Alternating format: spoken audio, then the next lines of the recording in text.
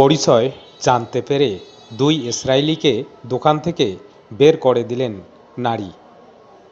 পরিচয় জানতে পেরে দুই ইসরায়েলি পর্যটককে নিজের দোকান থেকে বের করে দিয়েছেন অস্ট্রেলিয়ার এক নারী।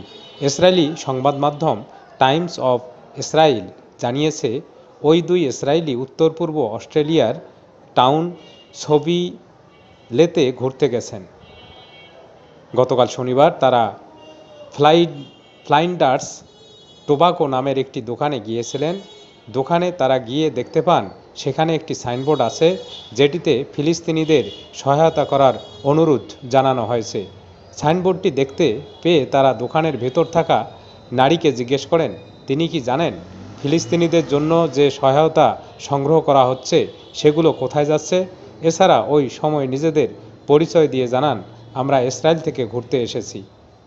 ইসরায়েলি পরিচয় শোনামাত্র তাদের নিজের দোকান থেকে বের হয়ে যেতে বলেন ওই নারী। এছাড়া তাদের গালাগাল করেন তিনি।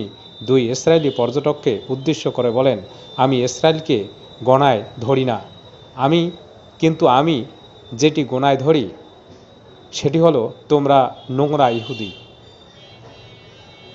অস্ট্রেলিয়ার মানহানি বিরোধী কমিশন জানিয়েছে, ওই নারী নিজের হাতে একটি শাবলও নিয়েছিলেন যেন ইসরায়েলিরা তার দোকানের ধারে কাছে না আসে।